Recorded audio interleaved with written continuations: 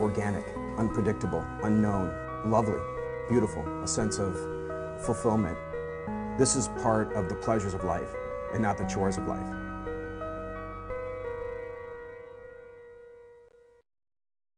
Just ahead on Daily Iowan TV. How much alcohol is too much? We'll tell you what some UI experts say.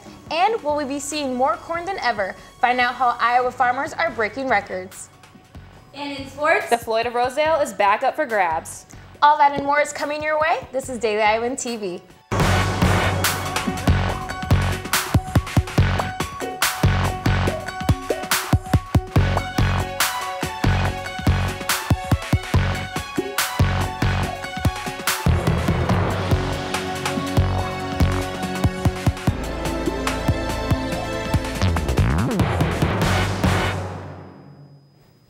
Thanks for joining us. I'm Michelle Nago. And I'm Selena Carr.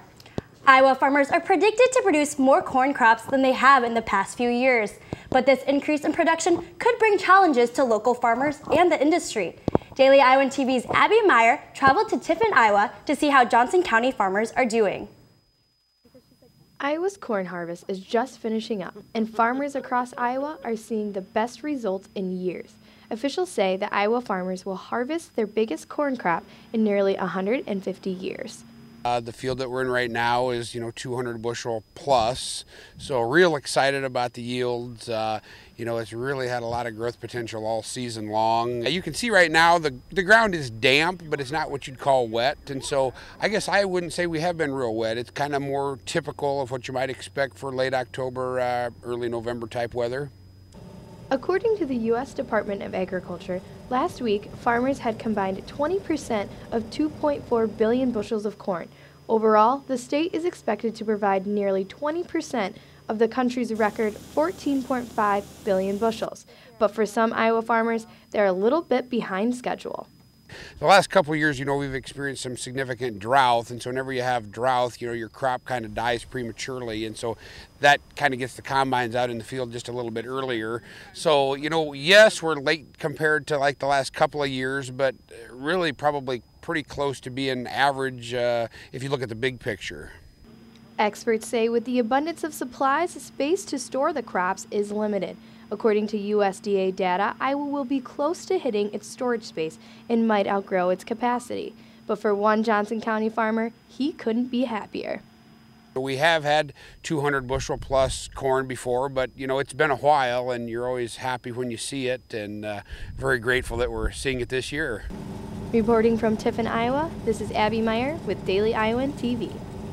A judge is calling for a professor at Iowa State University to be fired after several student complaints and other problems. Muley Tadriri has been a professor at ISU since 1996. Students have complained about his teaching style, which includes a lack of research and a, quote, unfavorable learning environment. The university's provost filed a disciplinary charge against the professor in January, citing a neglect of faculty duties. The firing will become permanent unless Tadriri appeals to the university's president.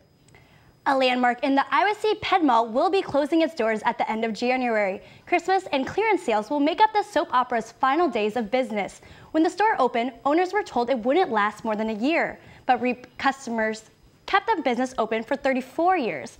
While the retailer discussed switching ownership, closing turned out to be the best option. But Tanner Seaworth is standing by in the weather studio. And Tanner, is there a lot more wind where that's coming from? But let's first take a look at what you can expect for tomorrow morning. Starting off in the low 30s for you, a little bit of cloud coverage that will stay with us into the afternoon, where we will be nearing 50 degrees. Expect a high of 52 degrees before tomorrow's said and done. Luckily, we're not expecting the big gusts of winds that we were having earlier today. Tomorrow night, some pretty overcast skies that will clear off as the night goes on. Expect a low around 30 degrees. Now, let's move into your weekend and start looking at what next week's going to bring. Saturday temps are looking to be in the mid-40s for your high, but mostly sunny skies with some gusty winds in the morning. A little bit more clouds on Sunday, temps there in the low 50s. Now Monday, we are expecting rain throughout the day, about a 40% chance of it late in the afternoon, early evening. But Monday night, we are expecting an 80% chance that those rain showers will become snow showers. I know it's the last thing people want to hear this early in November, but do watch for that in Monday's forecast. And it's going to be some chilly temps after that, as Tuesday and Wednesday's highs are projected in the low 30s. to wrap up your 6-day extended forecast. So a lot of different things to watch out for in your weather. Selena, Michelle, back to you two. Well, it is no secret that many college students use their weekends as a way to unwind from the stress of school. While some students decide to use alcohol as a way to loosen up, they may not realize the number of drinks it takes to be considered binging is much less than expected. Nick Fisher has the story. Students at the University of Iowa are blessed with a beautiful campus, and for some students, having bars across the street is a beautiful thing as well. After a long day of class, some students choose to unwind by kicking back and sipping on their favorite alcoholic beverage. But what students may not be realizing is, you have just 1, 2, 3, 4, 5 of these drinks, you are technically, by university standards, binge drinking. and for women, this number is even less at 4 drinks in one sitting. Christina Sowers, a behavioral health clinical specialist, says that binge drinking has been a problem in the past. In 2009, the UI's binge drinking rate was 74%, but with improved alcohol prevention programs, the binge drinking rate today is down to 53%. And I think the Alcohol Harm Reduction Committee here in the university and the whole plan that they put together over the last 4 years has really kind of helped drive that rate down. But for some students, their definition of binge drinking doesn't quite match up with the university's. I mean, I feel like binge drinking has a very negative connotation to it, and I think 5 beers is a little light to be calling yourself a binge drinker. So whether it be a 1.5 ounce shot of liquor, a 4.5 ounce glass of wine, or a standard 12 ounce beer, students should know, while it may seem as if they are not intoxicated after 5 drinks, the average male's blood alcohol concentration level would be above 0.08, the legal intoxication level in the state of Iowa. Nick Fisher, Daily Iowan TV. The Old Capitol Museum unveiled a new exhibit today to commemorate the fall of the Berlin Wall. The exhibit, titled A Tear in the Iron Curtain, was celebrated tonight at the museum with the appearance of East Germans and Americans sharing their experiences with the division the wall created. If you'd like to visit, the exhibit is located on the bottom floor of the museum. We'll now toss it over to the Daily Iowan TV Sports Studio, where Chelsea Brown and Jalen Sochek are standing by.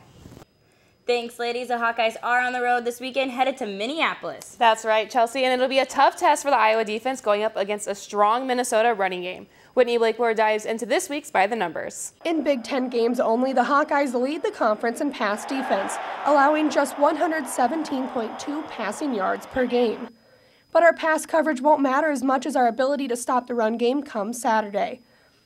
It is no secret that the Gophers like to run the football. So far this season, Minnesota has rushed the ball 366 times and passed just 151 times. And out of their 25 offensive touchdowns this year, 18 of them have come on the ground. The Gopher leading this run game is running back David Cobb. Cobb is 8th in the nation with 1,131 rushing yards. This season alone, he has already recorded 2 200-yard rushing games and is responsible for 39.6% of Minnesota's total offense. But Iowa's defensive end Carl Davis says his unit likes to play a running team. Classic Big Ten ball, just lining up, smash my football guys lining up and just coming off the ball and playing tough, and it's fight for leverage. You're trying to knock guys back and they're trying to knock you back, so it's always fun. Iowa's rushing defense is 7th in the Big Ten, allowing just 137 yards. But if Iowa wants to stop Cobb and his offense, they will have to show up like they did against Northwestern, holding the Wildcats to negative yards in the first quarter. But Minnesota's defense will have a tough time too, as Iowa leads the conference averaging 260.68 passing yards per game and have converted 10 fourth down attempts, tied for the most in the Big Ten. Whitney Blakemore, Daily Iowan TV Sports. And we can't forget that Floyd of Rosedale is also up for grabs in this one. Floyd spent the last 2 years here in Iowa City after a 23-7 win over the Gophers last season.